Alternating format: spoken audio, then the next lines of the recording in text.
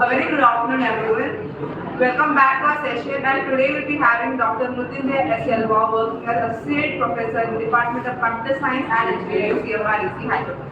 He worked as software developer in IT industry for more than 2 years and currently having the experience of more than 9 years in the teaching field.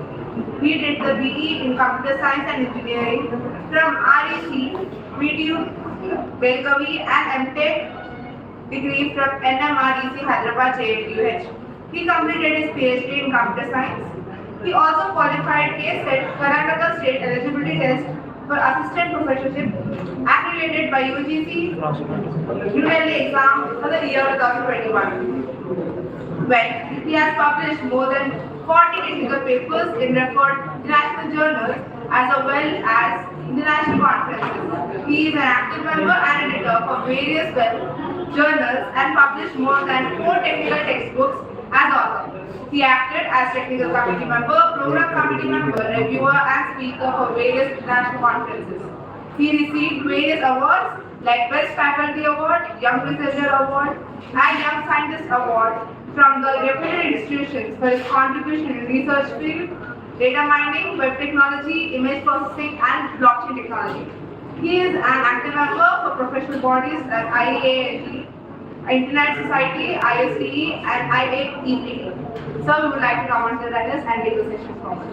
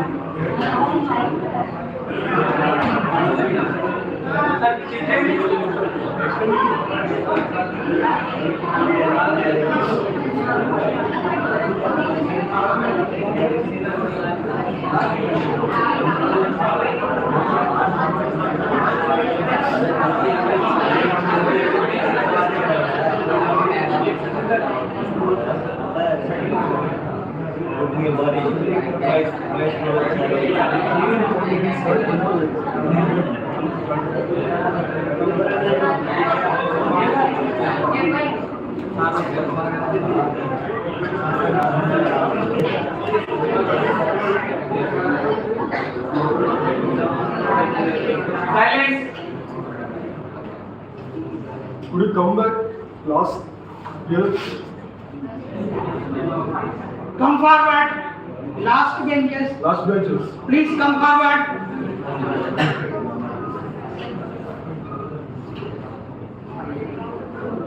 Okay, good afternoon all. Myself, Dr. Nitij, one of your friend given a short introduction. Today I am going to deal with ML tools, machine learning tools, KNN algorithm and SVM algorithm. Support vector machine. SVM stands for support vector machine and KNN stands for K nearest neighbor. Good. All are other about that. Good. Now, before going to particular algorithms, we'll have a look on tools. Like we are having a lot of tools, ML tools, AI tools. I hope you all are aware about that. So from this particular slide, you will be observing many things over here. Like Amazon machine learning tool as a kind of tool. And scikit-learn, TensorFlow. I think you might all know about this Jupyter.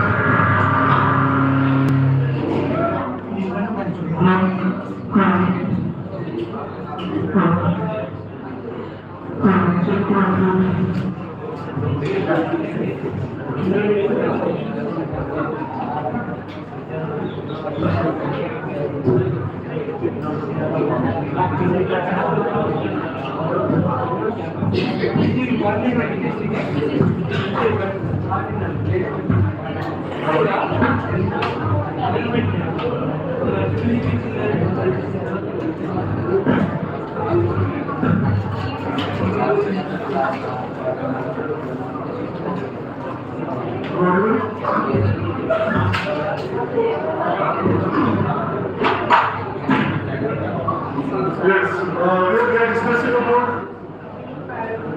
machine learning tools. How many of you know like tools? As so far you guys are attending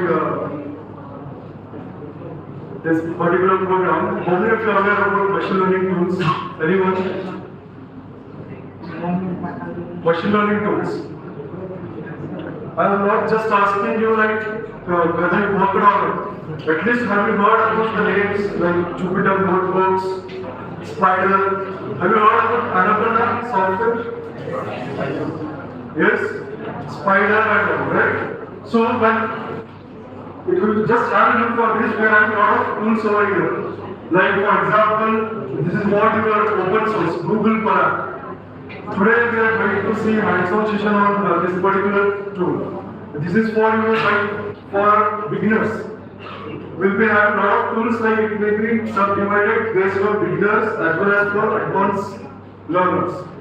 If I talk about beginners, we should work on Jupyter, Google Colab, Orange, scikit-learn, right? All these tools for your beginner kind of thing.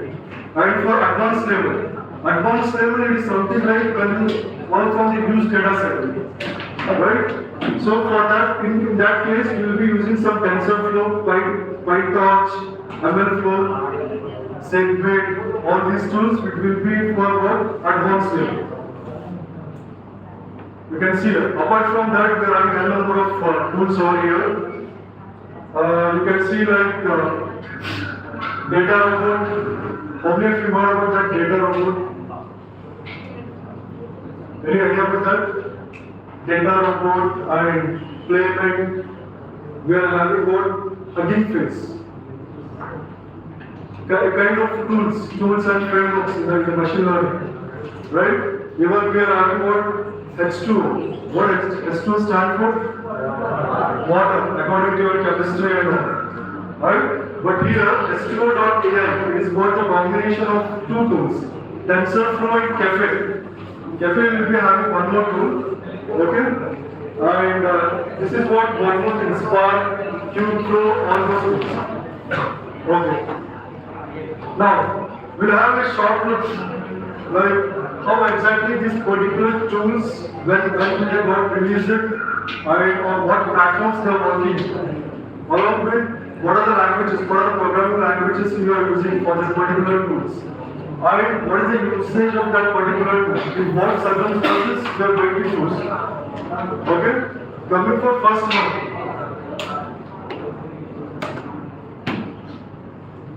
Scikit-learn. Right? In Scikit-learn, it's a kind of tool released in the year 2007. And what are the platforms we are using? Linux, Mac OS, Windows. It means it can be supported in all these platforms. You get my point? And what are the languages you are using? Python, C, C++, Cython, CYTHON. Right? Right. When I talk about this particular tool, Scikit-learn, for what purpose we are using? What it will do generally, it will automatically organize data based on the similar properties. I mean, like, if you are having the categorical data, it is going to organize automatically depending on the properties of that particular data set. Got it? And it supports what? Supervised and unsupervised learning methods. I hope you guys are already aware of that. Can anyone talk about what is supervised learning? Good. It is something like labeled data set. We will be having trained data set. But if I talk about unsupervised, it's quite opposite. Unlabeled data set will be having, right? Untrained data set. So it supports what? Trained as well as untrained. If I'm talking about trained data set, it is something like supervisor. We will be having two things, regression and classification. I hope you are aware of what exactly the classification, clustering, regression, like in general. Right? This is one thing. This is what about Scikit-learn. Now, coming for Cmrec. It is one of the framework for the tool which came into existence in the year 2011, 2017. Same thing, it will support for all these platforms, Linux, Mac OS and Windows.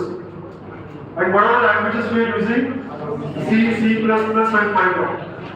We are not going with this particular language for this cafe. Got it? Right. What is the use of this tool?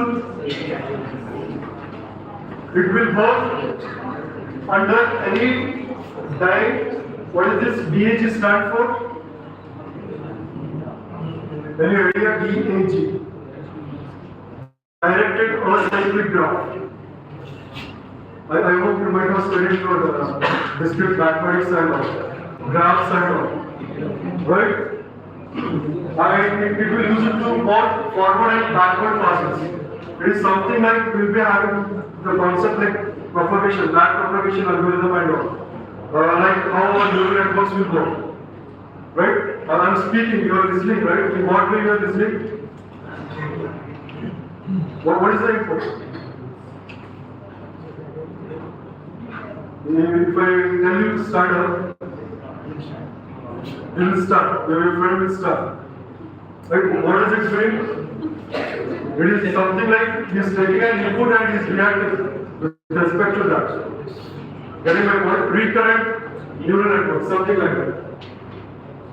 Okay, this is one tool. Coming for the next.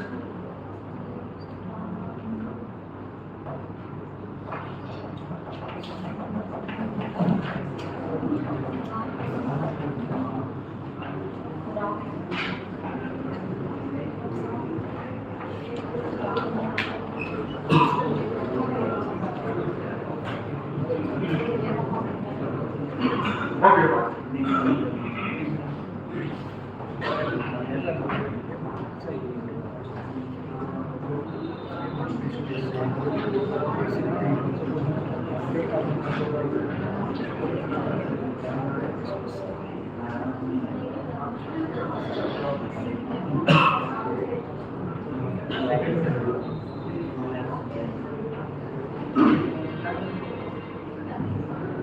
Okay, we'll be having like Microsoft Modular Board, right? This is one TensorFlow. I know you guys are aware about TensorFlow. For this particular tool, we need GUI, graphical user interface, to work on this. And we are having KRAS. Okay, and we are having the tool another called Tino and S2.ai. Like whatever we have discussed. For S2.ai, we will be using R language, R programming language, R, Java, and Python. These are the languages which can be used to use this particular S2.ai tool. For what purpose it is using? It is using for what? Distributed open source, and for machine learning purpose we are using this particular S2.ai. And coming for PyTorch, it is one of the machine learning library. I hope you are aware about what are the libraries packages in Python languages, right? It is one of the library which is used to build what deep neural networks. ANN, DNN, artificial neural networks, deep neural networks, right? For this particular tool will be used for predicting or making work of this particular neural networks. Okay? And we will be having two more like Apache Spark and MaxNet. Apache Spark is a product of Microsoft. Got it? It works in Windows, Mac OS, and Linux. The programming language for Apache Spark is what? Scala. How many of you heard about this programming language? Dot, Vue, Perl, Scala, scripting languages, right? This is what one of the programming language which will be used for this Apache Spark. Okay? For what purpose we are using this? To predict scalable and simple kind of data sets. We are going to this particular tool, Apache Spark. Okay? Now, in current generation, what we are using like MaxNet, it is something like we are using Scala, Python, JavaScript, C++. These are what all the languages which can be supported for this particular tool. Got it? Now, for this slide, we'll come back later at the end of your session. These are what some of the 20 machine learning algorithms you should be aware about that. Right? Most important machine learning algorithms where your real-time applications are working as of now in the present scenario. We will come back on this particular slide in the last of your session. Now, coming to your algorithm, KNN algorithm, K nearest neighbor. How many of you know what is KNN? Any answers?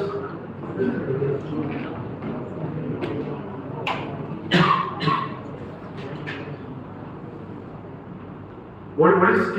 What is nearest? What is neighbor?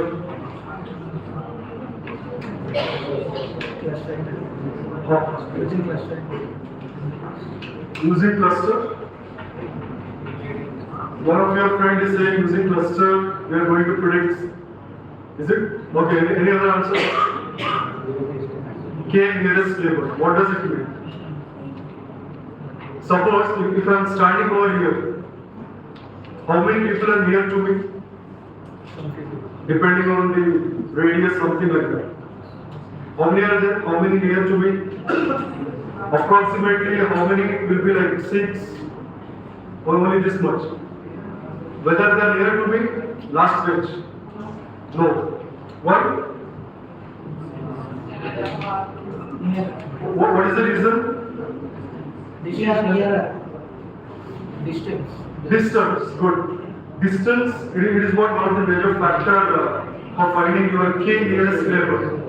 Okay, we will see what exactly it is. This is what very basic idea. Can anyone tell me what's happening here? To understand K nearest neighbor, we are having what? Training records. Let us assume these are what training records. Okay, what is this? What is this? Head. What? Duck. What is this? Maybe duck. Duck, maybe duck. What about this one? Huh? Swan. Now I have a small question for you guys. You are saying this is when, this is duck, this is fan something. How? On what basis you are saying that you are predicting? On what parameters you are saying that like this particular thing is like swan, duck, and all? First thing, kind of representation, right? Any other apart from that? There are a lot of parameters. What we can say, these things will say something like data points. Got it? These are will be like considered as what your classes, class 1, class 2, something like that. We will see in your hands-on experience what exactly it is. Okay? Now, if it walks like a duck, quacks like a duck, then probably it may be a kind of duck. What does it mean? It means like we are just predicting, we are just assuming, depending on the probability concept. I hope all are aware about what exactly the probability. If I toss a coin, either it may be head or tail. Right? It may be having the number of occurrences. It's not both. It never be both. Either it may be true or false, 0 or 1, something like that. Right? So, what happening exactly here? We are having training records. You got it? It may be a kind of data set. We will say as a data sets. And this is what one of the test record. Right? And we are choosing the key value. K stands for key value. Right? We are assigning key value in K nearest. If I give K is equal to 1, it will look for that particular radius, 1 object. If it is equal to 3, 4, 5, it will look for more, something like that. Right? Whatever value we are giving for it as a key, we will be getting more accuracy in that. Got it? Depending on what the distance, we are going to make the test record in K nearest neighbor. It's very simple concept. Understood? Now, moving for next slide. This is what the simple definition of your K nearest neighbor. What are the things we are having? These are what? My data point. X stands for data point. And these are what the classes. How many classes? 2 classes. One is minus, one is plus. Right? If I keep K is equal to 1. If I keep K is equal to 1, let us consider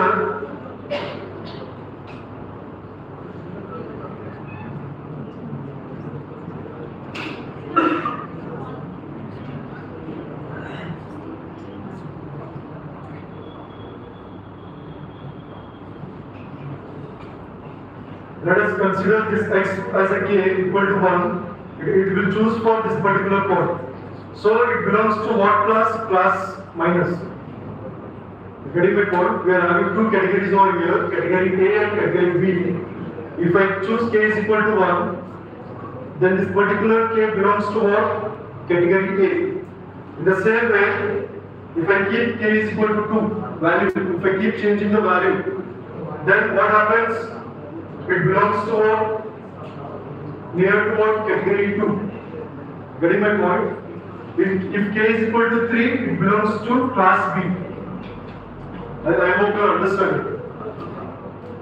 Okay?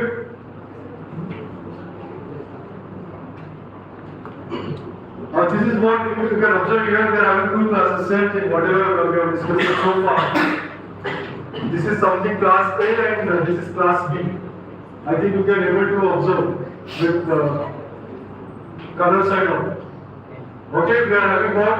Here data point K value to classify the new example, whether it belongs to class A or class B. Got it? So for that we are keeping what? The values of K equal to 1, 2, 3, 4, 5. If I keep it values K equal to 1, it may consider only one thing here. If K is equal to 3, this is what the radius. So what does it mean? K belongs to class B. Getting my point? This is how we are working with respect to K nearest neighbor. Very simple concept. Okay? One of your friends said depending on the distance we are working. That's right. How it is, we are having the graph over here with x-axis and y-axis, and we are having two data points.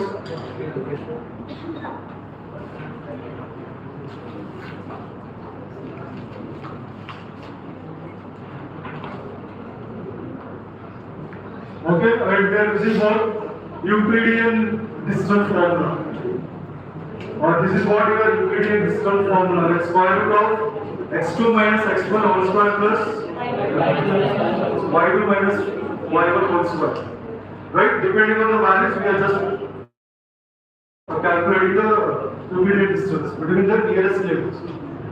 Got it? This is how it will go. You can just have a glance. I am just specifying what single test point over here. Okay, how it is going with respect to single nodes.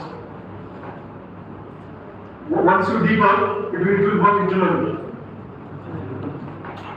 Getting this particular data point, what it is just checking for its nearest neighbor.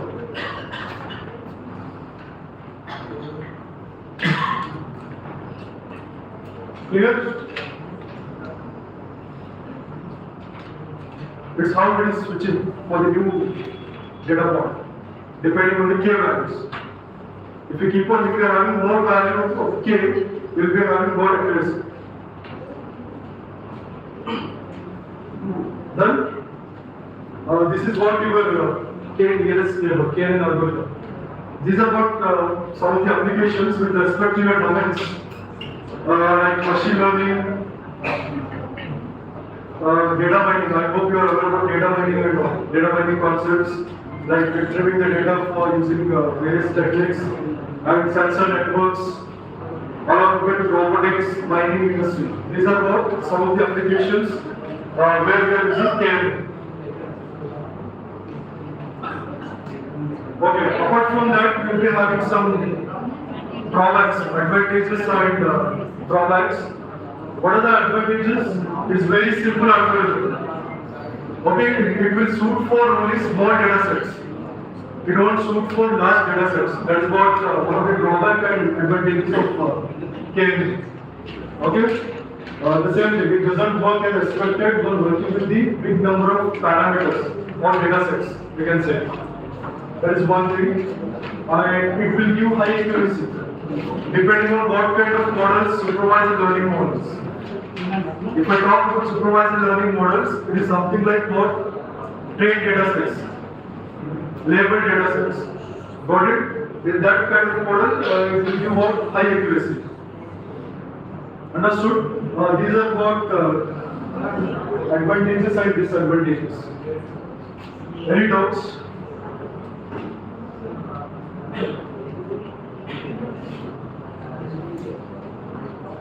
If you have any doubts, we'll discuss about KNN algorithm.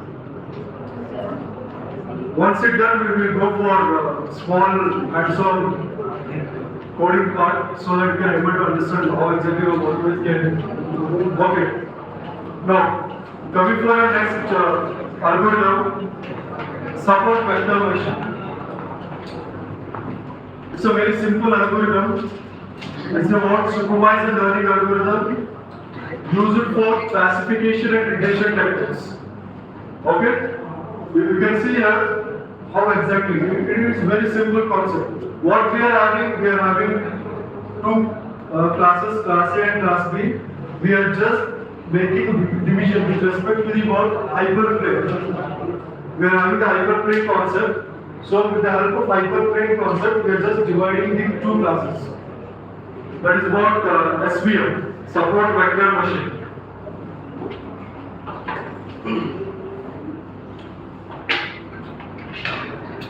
You can see how exactly it will work.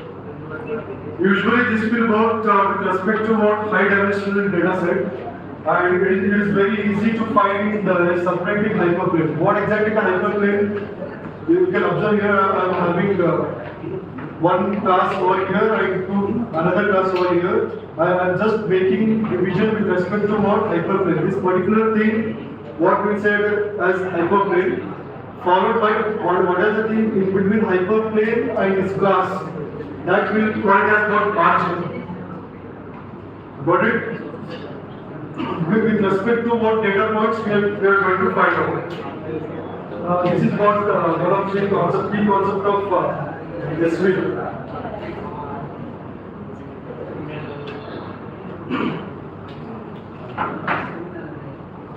We are having some of the types of support vector machines like linear, non-linear, hard margin, super vector, and soft margin.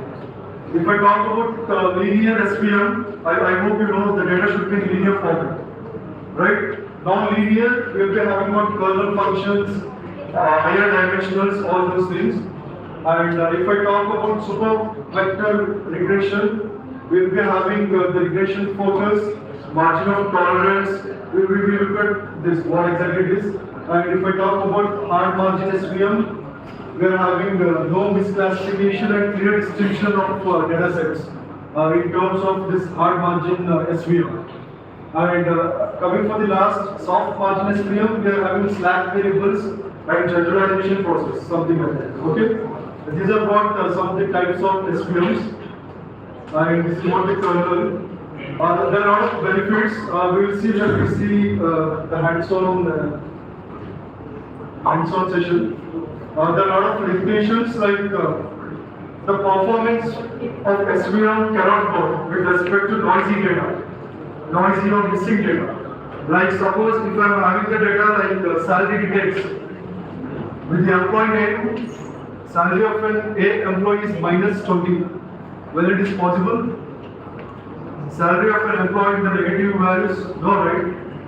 Such kind of data, what we call it as what missing or noisy kind of data. Got it? It doesn't work. Performance will be low. These are what one of the limitations.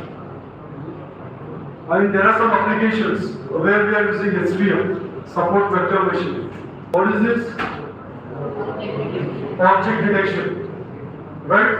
In object detection, we are using. This is what your email spam detection. And last one.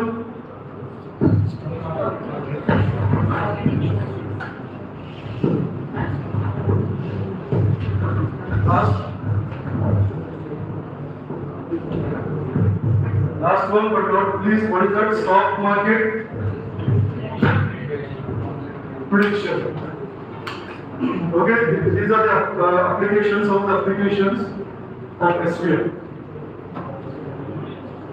In practice, what are the libraries or packages we are using? We are using Cmrec libraries, right, in Python, and followed by normalization of handling the missing values, and we are using what parameter tuning process in SVM.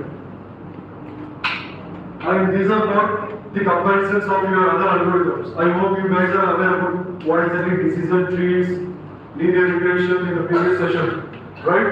Compared to the decision trees, SVM provide better accuracy with respect to what complex data sets. If I'm having any complex data set, it can provide better accuracy. And if I compare with respect to KNN, it do not require the storage of entire training data set during the prediction. In KNN, we need that training storage of that particular data set. Got it?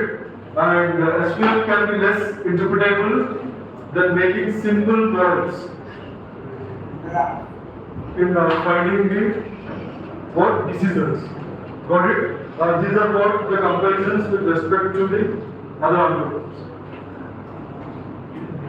Thank you. If you have any doubts, any clarification, we'll discuss.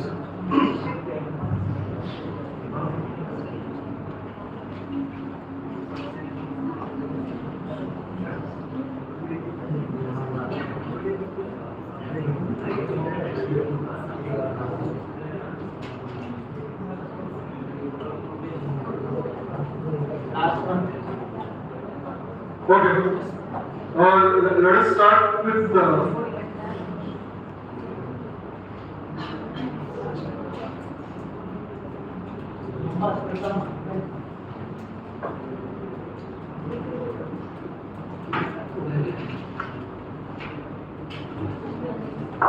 I think all are having laptops.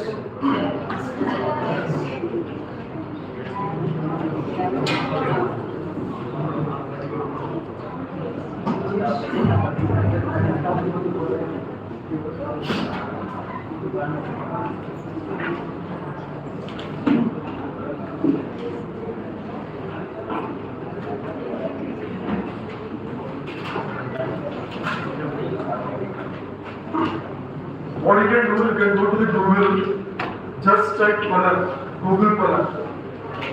Okay, today we are going to see how to work on Google color.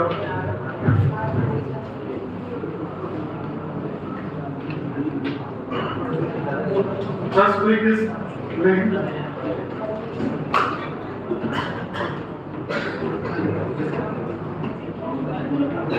It will ask you for the login. You should have your Gmail account to get login for this particular Google color.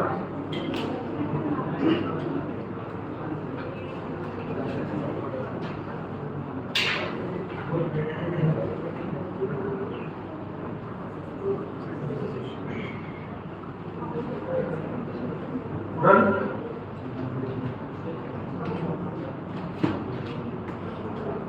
Laptops.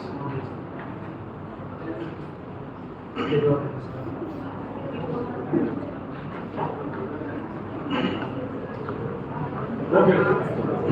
Then here you will be having option like new logo. Let us have an overview of how exactly to work with the Google Color.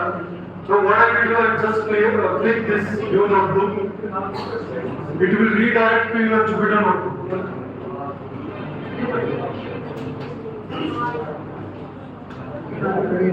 Got it? You just have a look for a few minutes. You just have a look. Later you can start working. Okay? This is how your notebook looks like. Suppose if I want to type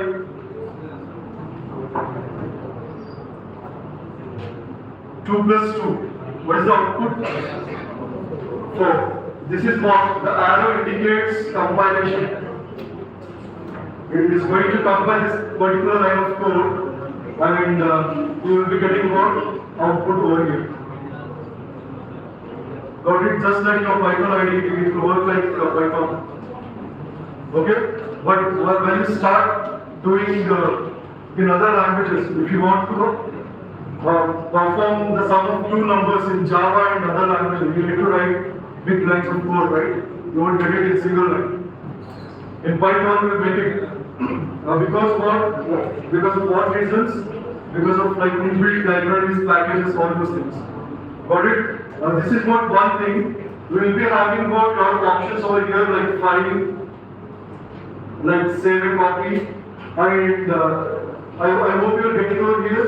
This is what your file is.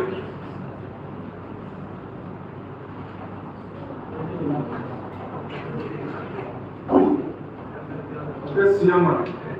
Let me make it as a file. It got saved. And one thing, whatever you are doing in Google Color, it will be stored in your Google Drive. Understood? It won't be like terminated, it will be stored in your Google Drive. Now, let us have some options over here. We are having edit option. Like if you want to select the cells, if you want to cut the cell, or if you want delete select, if you want to select number of cells, and you want to find and replace, we'll be having those options in edit. And if I click this view, we are having a number of things over here like table of contents, executed code history.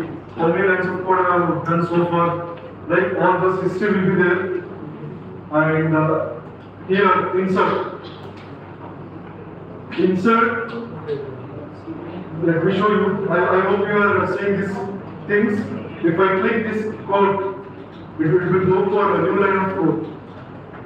If I type this text, this dialog box will open. Like just to you will comment, right? Comment like for writing like what exactly this line tells about. Right? Something like this. Got it? This is one thing where we are running all the kinds of terminals, code terminal. If I type this one, if I click this one, it will run all the lines of code. Got it? This is one thing. I clear your outputs. If I click, it will clear all your outputs from your file. Okay? One more, most important thing. You can observe here. I think you are observing here folder icon. Usually what happens if you are working on machine learning or AI applications, we need to upload data sets. Right? So here we are having the options like sample data sets. I think there are some of the by default data sets already available over here, like California housing test.csv. CSV stands for comma submitted value. Got it? Your data sets, it will be the form for always comma submitted value. CSV and this is what handwritten recognition data sets. Okay? Now what I need to do, I want to work on my own data set. In that case, how to upload that data set? It's very simple. Just click over here. You are getting here 3 dots. Click upload. It will redirect your directories. C, D or whatever machine you are using. It will redirect. Let me open. Let me make it as my data set. Open. What is this warning? What do you understand from this warning?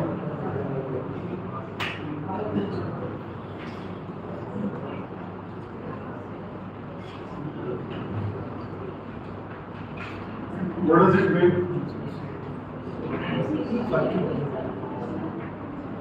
Whatever the data set I am uploading, it should be saved somewhere.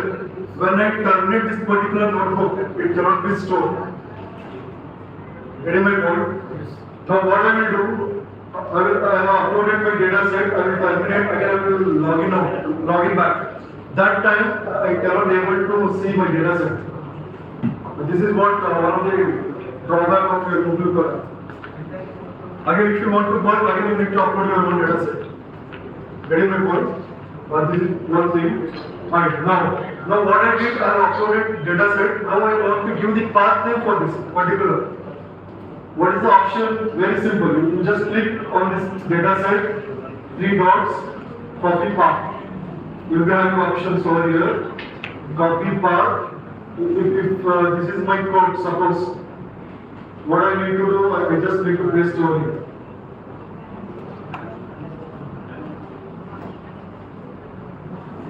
It will paste. What is the path of the data set? But it's not like manually we are working on. You just go here, your specific data set, click here, copy path, and copy over in the code cell, wherever it is required. Then it will be connected. Got it? This is how we are working with respect to the data sets. Understood? And you are having a lot of options over here like save. And if you want to save a copy in your GitHub repository, you are having option. Save a copy in your GitHub. You can save this particular notebook in your repository as well. Done?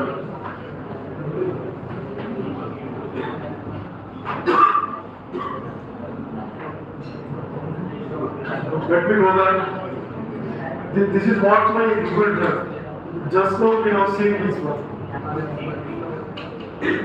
Very well point. All the things, whatever like projects you are working, it will be stored in your Google Drive. Now, I am opening this particular notebook.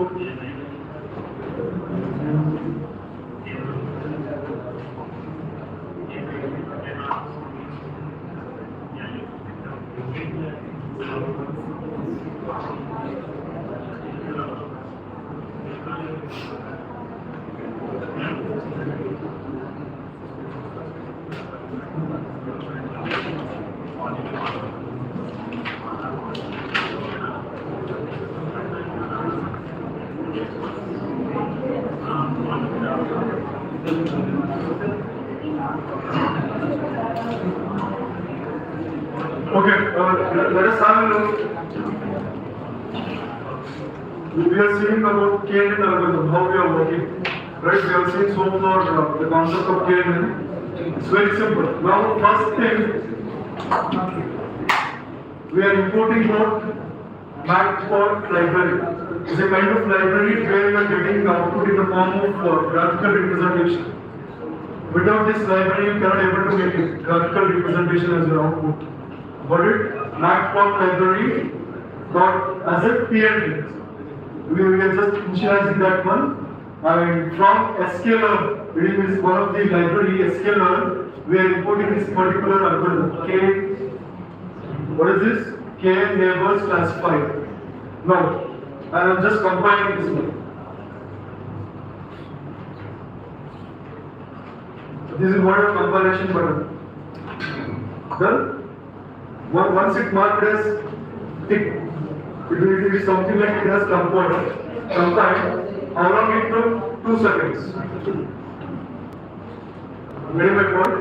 Now what I did, I have included the libraries. Now I need to create the data set. Let us work on small data set. What I need to do, like I am taking 2 input futures. What is that? X and Y. I am taking some values over here, X and Y.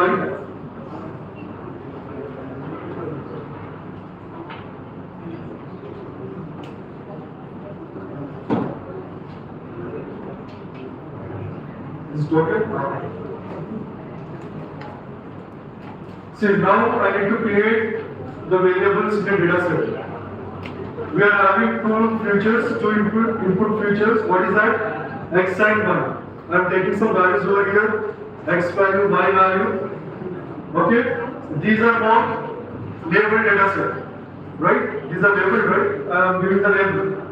And we are having what? The classes. How many classes we are having? 2 classes, 0, 1. Right?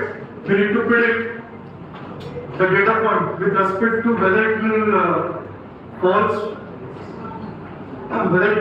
to X class or Y class. That is what the depends on the K value, right? Now, let me have this input. Let me debug. I have created. Right? Now, coming for next. After creating, I need to turn the input futures into set of points. I need to make it points. How? With the help of your list. Right? You know data structure concept. Data is equal to list of where we are having 2 variables over here, and I need to print this data. Got it? I hope you are getting the combination of this data. 4,21. 4,21. Getting the point 5,19. Right? This is what I have made set of points. After doing set of points, now I need to use that particular input futures with respect to what target class by keeping the value of k is equal to 1. Okay, let us say k is equal to 1. What is that? Let me have this code. KNN is equal to KNN classifiers. Already we have imported with library. By keeping n hyphen neighbors, the value is not 1. Okay? And the KNN dot fit, we are fitting that data with respect to the classes. We have created, right? Data and classes, or classes we are already having 2 classes, right? Same thing we are fitting. Once I execute, we have fit this particular key value, k is equal to 1. Right? After fitting, what will happen? We need to predict the class of new data points depending on the values. Suppose if I am starting here, which is the nearer, I need to find out in that way. Right? For that, we need to create x and y futures. We need to take one value over here, whatever the values we are having. In x I am choosing 8 and in y I am choosing 21. You can change as well. You can try it out.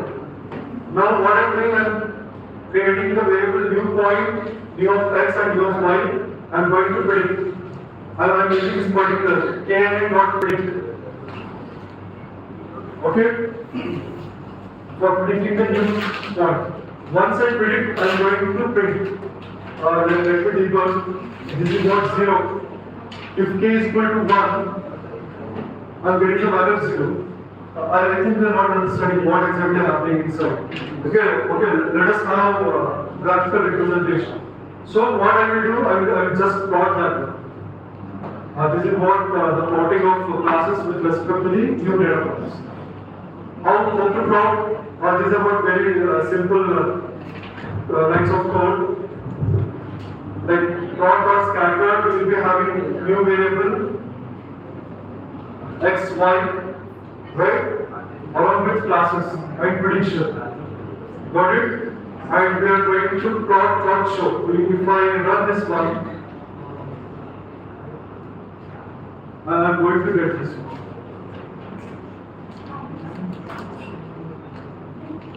This is what you are running. With respect to k is equal to 1. If you do answer, then you come to right? Now, in next case, what we are doing, we are changing the k value. K is equal to 5, right? If you take k is equal to 5, same code. But the thing is like, n neighbors equal to 5.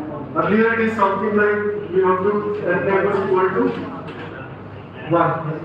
Now we are taking n neighbors equal to 5.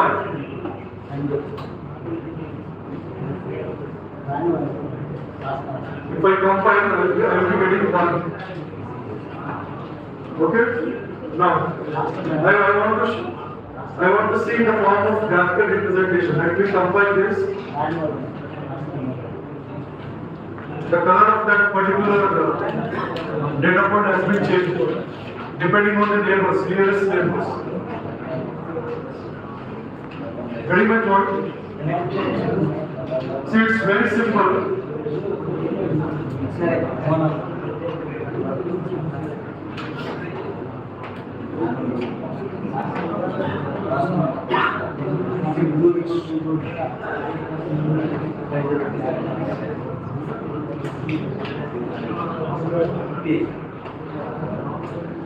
In previous line of code,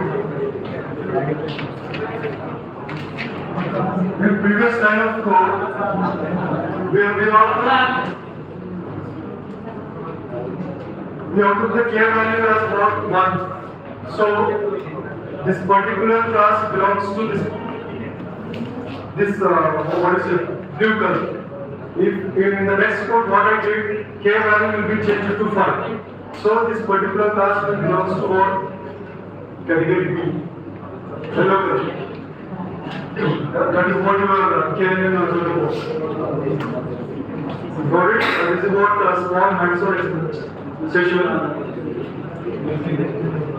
If you have any doubts, we will discuss.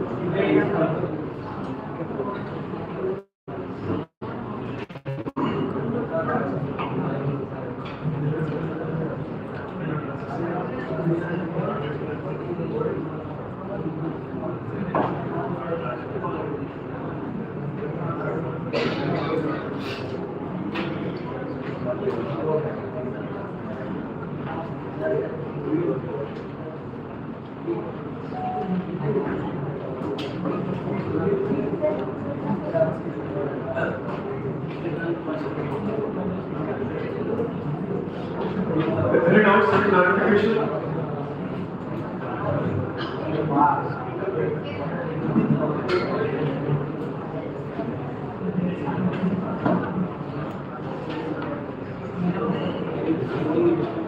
You just try it out. It's very simple. Okay? What Pilot does, you guys can do one thing. Here I am keeping classes, two classes. You can keep it three, you can keep it one and check it out. What output you get. Then you will find the difference. Got it? It's not like you can keep, if you keep more classes, what is the accuracy you are getting? Okay? And one more thing, I have chosen the k value equal to 1.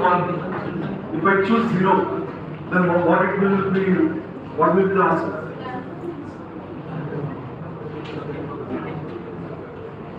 If k value equal to 0, whether it will get trained or not?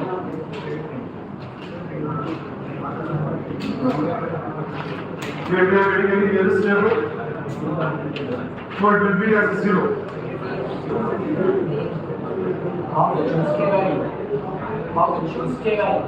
It's all like trial and error. It is something.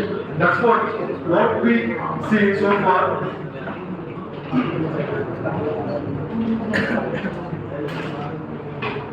See, these are not very small data sets. If I am working on big data set, first I need to check by taking one as a value. If you take more key values, then we will be getting accuracy. In that way, we need to choose.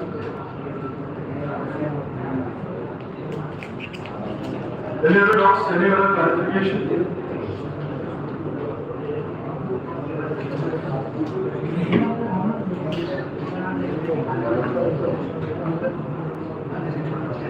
It's a very simple tool, Google Color.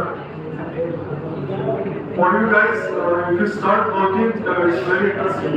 You can do miracles on this particular tool. You can take any set of any data sets. Okay, let me tell you.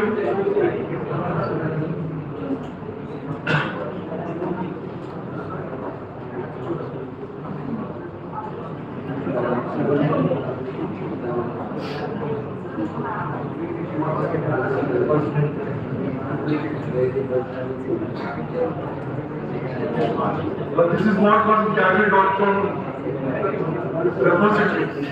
Okay, you will be having a lot of data sets over here. If I click this particular thing, it's all free of you can access. But you should have a login. Okay, you can download. It may be related to your computer science, education. If you are working on any medical data sets,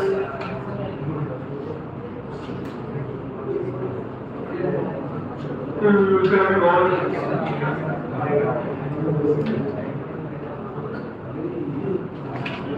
Got it?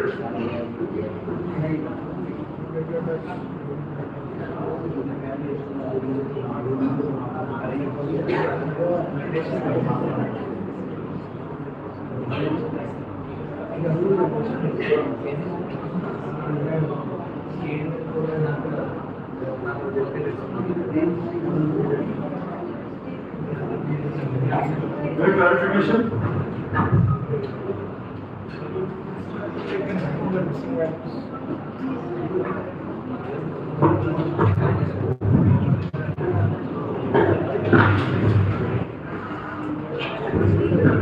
Okay, by this we wind up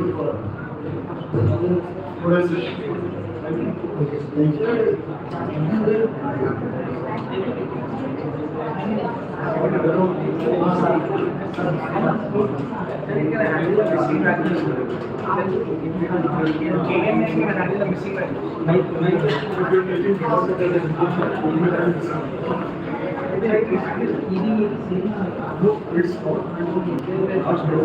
Thank you so much, sir, for this wonderful session. We would like to move further with the coordinating session. And right now, we'll be having Dr. V. Prashanti ma'am. She is working as an associate professor in PhD Data Science Department in Cmrec Engineering College, Kandakoya, based in Hyderabad, Telangana, India. She has had more than 30 years of experience in teaching services in various engineering colleges. She also did research and edited for industry-oriented training programs.